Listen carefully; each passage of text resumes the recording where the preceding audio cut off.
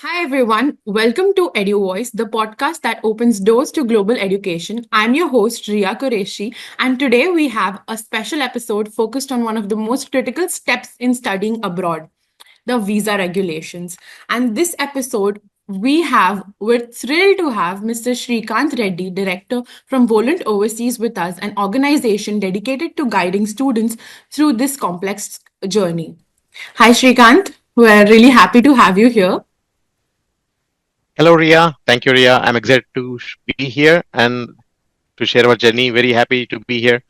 Hello, everyone. I'm Srikanth Reddy, one of the directors at Volant Overseas. Volant Overseas, the word volant means fly high. It's a French word.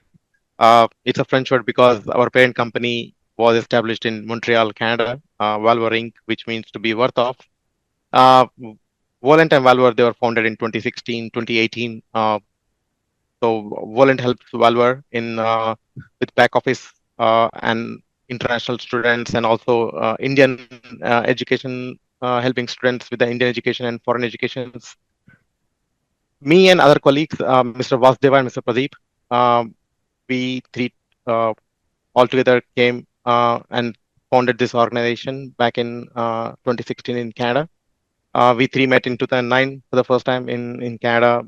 We three, all of us had extensive experience in education industry, and we've been helping students, each of us personally, since 2009. So we had this idea of helping students, and because we ourselves were international students in Canada, we know the challenges firsthand, what students face every day, all the journey throughout the student and being a student in Canada and going through the work permits, going finding a job, part times, full times. So we wanted every student to know the ground reality even before they came to Canada, and we wanted their journey to be as smooth as possible, and we didn't wanted them to face any challenges that we faced in Canada. So since our inception in 2018 in India, we grew significantly thanks to the success stories of our students that we helped so far. Um, our mission is not only provide students with the guidance and support, we also do a lot of personal guidance, and also we find a lot of lenders like Auxilo uh, to provide students with financial assistance, and we also partner with a lot of universities to provide scholarship. We ourselves are NAFSA and ICF certified for global education industries to provide quality education services. We are also well known in the industry to provide professional and informative counseling to the highest standards and all the policies of immigrations across the globe. That Uh, sounds we, amazing. thank you. And considering you just mentioned that you all offer personalized counseling for students, how do you tailor these sessions to meet individual needs of these students here? So when we first meet the students, first we ask them what's their goal, like where do they see themselves in the next 5 to 10 years? Is studying their ultimate goal? Is immigration their ultimate goal, or is immigrating with a whole family that they see in the next 10 years is happening? Based on that, we also ask questions like, what are your financial capabilities? What are loan approval odds? What are you willing to spend for this education, and uh, how can you take care of yourself while studying in the country? So with all this, we put ourselves in the student's shoes and think on that basis, like if I was him, what I would do, what would be the best thing to do in being in his situation. So Volant Overseas has directly partnered with many institutions and clients across Canada, US, and UK. Our top priority is to make these students settle well. It's not just education, nor it's our commission. The top priority is always student comes first. We provide them up-to-date admission requirements, visa policies, and we make sure students are not falling back in the competition. We also partner with banks and private lenders, as mentioned earlier. Students can choose up to 20 lenders, and we provide best interest rates possible for with the minimal paperwork. That's really nice. I feel, considering that you and your team understand and you've been through this process yourself, which is what makes it so personal for another student that, okay, someone that is guiding me, they know they're not just saying it because it's their work or it's their business. They know what they're doing and they're making sure that it's the best for us. So, now that we've got counseling covered, speaking of visa applications, we know this is a major concern for students. And how do you help students manage that application process? And what specific support do you offer to those who face visa rejections mainly? Good question. So yeah, every student from Volant Overseas, they get personalized attention, and the whole team, we make sure the whole team is in one chat group that with the student, so that everybody from starting from director to the receptionist, they all know what's happening in between application visa teams. Every single person is in each and every group that are monitoring everyday chats, everyday applications, everyday tasks. We constantly update our tools. Business engagements, CRMs, notification apps. So everything that's going on with the student, everything that's going on with the application process, visa process, it's being updated on our CRMs, on our side, and also student knows it right from the day one until he is onboarded with the schools. So every single thing is a ticketing system that we follow from the first initial contact, the best suggestions and provide these options or applications. We counsel parents as well, and not only just students. So sometimes we also add parents in the group, so they also have the same information what we tell the students, and also they can ask us questions anytime. So because we are US located in US and Canada as well, our office is around the clock. Us and ask us anytime any question. Okay, that's really nice. Can you also outline some common reasons for visa rejections and how students can avoid them? Sure, yeah. So the most number one common rejection for US visas is lack of preparation for the interviews. This includes like students preparing some, like there's some preparation or no preparation. So my team makes sure students are well prepared ahead, at least 6 weeks before interview. We take constant daily mocks until we are satisfied. So I have a lot of experience crossing from US borders to Canada borders, Canada to India. So with students should prepare what questions visa officer may be asking and how they should answer, like what visa officer exactly wants to hear from them. Is a course change, like an interdisciplinary. So a lot of students wants to study MS in computer science or data science or artificial intelligence, but they're not from computer science background. They come from electrical, civil, mechanical, even pharmacy backgrounds, but they all want to go to computer science. There, the challenge is because when visa officer pose this question, like why are you changing your streams, the student needs to answer. And studying masters is not the only thing. Before studying masters, there are prerequisites for computer science students where they need to know some kind of programming to tackle these subjects, right? And there's also another rejection reason, like especially when there's a gap, you need to explain why there's a gap. And also, if you have a experience in IT industry or any industry, you need to explain what kind of experience do you have, like what did you work, what were your job duties, how did you tackle these day-to-day responsibilities at your workplace. And if you are showing that you attended some certificate courses like artificial intelligence or Python, now you need to make sure that you know all the basic questions and answers, because these visa officers, they know every single thing. They are like a guru of each and every topic because they talk to so many students. They have so much knowledge. So you can't expect them to know nothing and to believe everything what you said. No, always make sure you prepare for the best, thinking that whatever you tell visa officer is not going to believe you.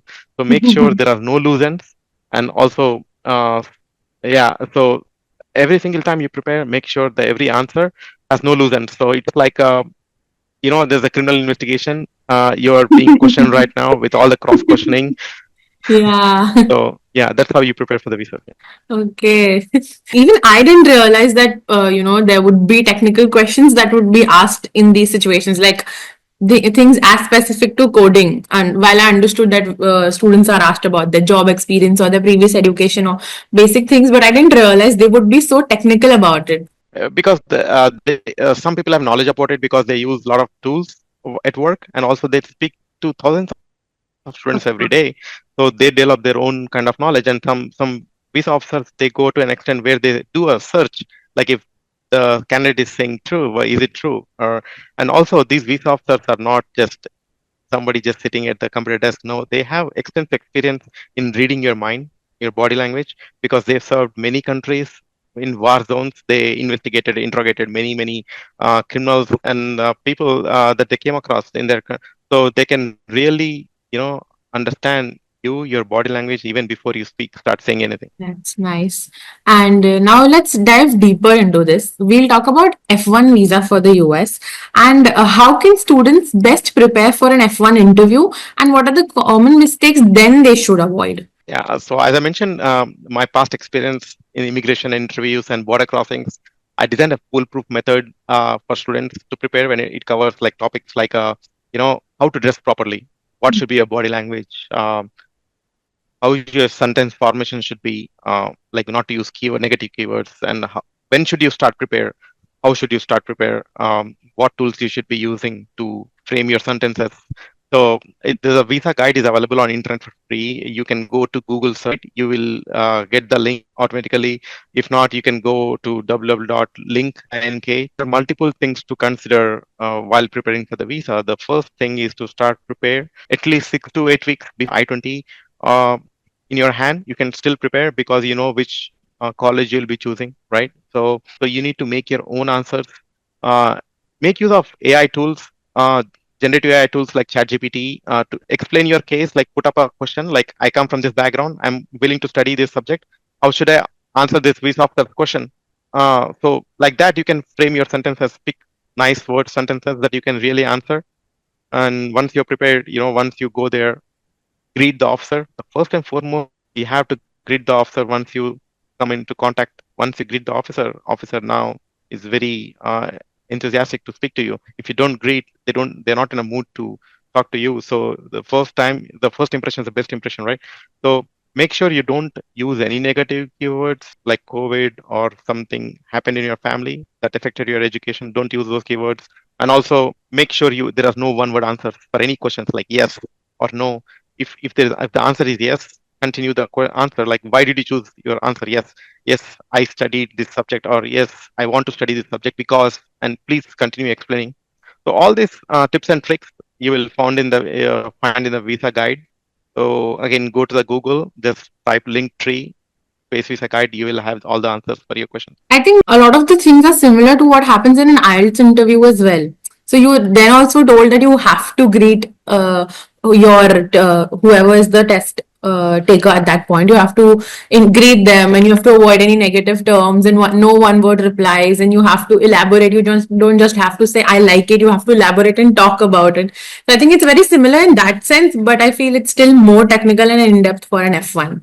Yeah, definitely. Okay, and so how does Volant Overseas, your team, assist students who face an rejection, and what should they do if their visa gets rejected? Can you guide them through the reapplication process? How does that work? I want to understand your role and how y'all make it easy for a student, considering it's the best place to come to. Yeah, sure. Yeah. So in unfortunate situations like these, there is a multi-level analysis to be done, and our team is best at doing analysis.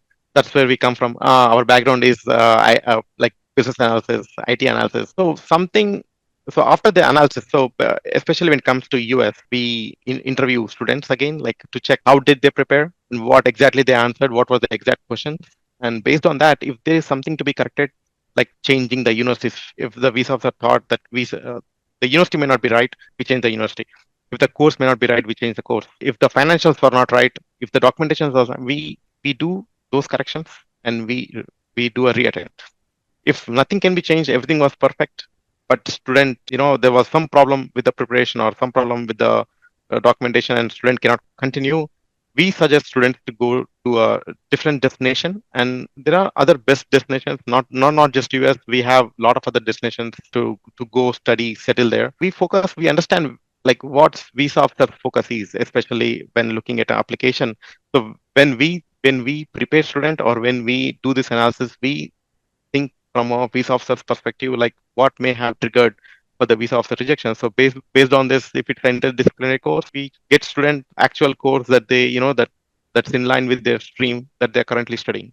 So he asked the question like, when the student comes to the rejection, we definitely help students with the rejection profiles, where we completely go in depth to find out where the actual issue was, and we definitely correct it and reapply to the same destination or the best destination possible. Okay, okay, got it. And do you also help them with the transition from an F1 to an H1B after their studies in the US? So when it comes to work permits like a H1B, even before that, they have these opportunities called CPT and OPT and STEM OPT. So once students uh, are on this CPT and OPT, we help them prepare their resumes. We help them with the interview preparations, tool preparations, whatever help they need, support they need from India. We do provide all the tools and helps. We make sure they are ready for this OPT period. They get good jobs. They settle well. For the transition from OPT to H1, we do recommend our best network possible.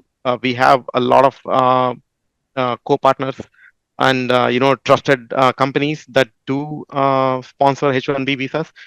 Yeah, definitely. We have a end-to-end services. So this is a part of our service where we provide students with job opportunities, internship opportunities, or any H1B opportunities. If we have anything that comes up from our partners, we definitely send it to the students. Okay. And now that you've mentioned end-to-end services, I believe you also offer certain post-arrival services. So once the visa hurdle is crossed, what kind of post-arrival services or assistance do you all provide or help with to these students specifically? Yes, yeah, we do provide post-arrival services. So as soon as the visa is approved, the first and foremost is is inform the universities, the banks, and we do all the required fee payments. We do necessary vaccinations, get all the forex done, finance approved. We book flight tickets. So there are many things, important things students should be prepared before even landing into a foreign country. Not just packing and documentation, and also the big thing to prepare is to answer the customs officer once he lands into the country. A lot of students do not prepare for the pre-arrival briefing, so there is a good chunk of people that actually get deported from the US because they did not prepare for the questions that they were expecting. So basically, while when you land, there is another round of interview, which is a crucial point to let you enter the United States. And there are some airports like JFK in New York and also O'Hare, Chicago. They're very the scrutiny is at a very high level, where they ask you for funds, proof of funds, current funds in hand, the residency proof, where you would be living, who will be picking up you from the airport, what kind of course you will be studying, what do you plan to do after the course, all of these questions. So we make sure the student actually prepares for this. And when it comes to UK, Canada, there are some other things to be informed about, like once you land, where they should be going, what kind of application they should be applying, what kind of bank accounts, licenses, and apart from these, any social insurance number they should be applying, where to get permits, and also especially part-time jobs because it's legal in UK, Canada. So we also provide part-time job assistance with our vast student network. There's always students asking, like telling us that there's openings in their jobs, they're opening at work. If you know anyone that can come and work, help us, right? So we always, we create group for onshore students, and we provide all that information in the group so that whoever is willing to pitch in, they take their opportunities. Yeah, I think that's really nice. thank you. And so now, since you all have over 15 years of experience and you have more than 6,000 students placed in universities abroad, are there any standout success stories from Volant that are, highlights and you all want to, you could share about that transformational journey of that student under your guidance? Yeah, definitely. Yeah, there are numerous success stories actually. Almost all our students. The fact is, almost all our students, especially the ones that been to Canada before 2021, they're all permanent residents now. They're all waiting for their citizenships very soon, and I'm pretty sure they most of them will move to US on TN visas, which is very easy. So Okay. I have some success stories. I'll divide in between three categories. One of this success story was from a family of four. They were from Actually, they are from Hyderabad, but they moved to Dubai, and uh, but due to some family reasons, they had to visit USA. And from USA, they didn't have a chance to go back to Dubai. So now uh, they came to the they came to the Canada border and gave me a call. They got my number from one of my students. They gave me a call out of blue and they said, I'm at the Canada border and we have Canadian visas and we want to come to Canada, but we don't want to go back to India. And that was a typical question that you get there, right? So we so we help them navigate. So in those kind of situations, like how to handle. So when you come to the border, there are a lot of different questions with, especially when you come with the family. The border service will be asking a lot of different questions like, what's your plan to stay in Canada? How would you plan to go back? Uh, where are your tickets? What's the travel itinerary? What are the proof of funds and what's the purpose you'll be staying in Canada? So we help those kind of families too, and now they are permanent residents now. Um, Oh, that's nice. Settled all out. And that's one story. The second story was there was this brilliant student from IIT Mumbai, and he had very less scores, like very less percentage, like 57 percentage, a lot of backlogs. But he was very brilliant student, and he didn't know, like where to go, which university to go, where to study, how to take his next journey. We guided him very good. We guided him very good with Canadian universities where we applied him a university degree, got him university degree, got him PR, and he's well settled now. People with less scores, they think it's not their cup of tea or they're not qualified to immigrate to other countries. No, it's not that. It depends on specific circumstances and students. Especially, I also helped one of the students um, whose highest education was intermediate. He's from Mumbai. He had 4 years gap um, after his intermediate education, and he did nothing. Basically, he helped his father in his business, and he applied couple times to Canada and got refused because he has a big gap. But I counseled him well, and I placed him in the US. He finished his BBA now. He just found his first job. He is working on the OPT. Very happy. Lovely. That's so nice. So I think this process, the whole process, be it anybody, someone that's a student wanting to move for their studies, or someone that wants to settle down, or there are people that go and they come back. So there are all kinds of students there. But I believe you have a solution for all of them, considering the stories that you've shared and the knowledge that you have so far.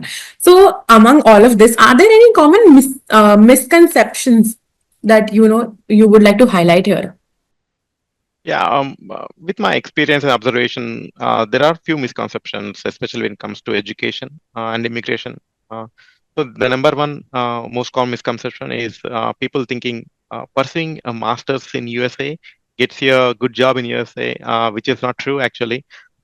Studying, people study masters because they get a work permit to work in the US. So it's like a gateway to get into the US. If a person wants to work in the US, like data analyst or developer or DevOps, if you do a quick search in Google, all these jobs do not require master's degree. They need bachelor's, not masters. So you already have bachelor's. You don't need a master's to actually get an IT job. Even though you go there and spend tons of money and do this masters, you don't know which job you're gonna get because end of the day, the job you'll be getting is dependent on the market, the current market requirement, and what's currently required and what your consultant actually requires you to work on. He's gonna uh, train you in that particular niche market and then place you. So what are currently is hot and running in the market, he will train you, right? So when planning interdisciplinary courses, make sure you have proper background and proper knowledge and experience, at least 1 to 2 years experience of that kind that you want to study in, so that you can face the interviewer and to explain your job to the visa officer. And apart from this, then the second most common misconception is a lot of people come to USA on F1 or H1B to settle in USA. Their thought process goes like, I can settle in USA, I can bring my family, I can live there forever, right? But pre-pandemic, it was taking about 20 to 30 years. Now it's almost 40 to 60 years or even 8 years to get a green card.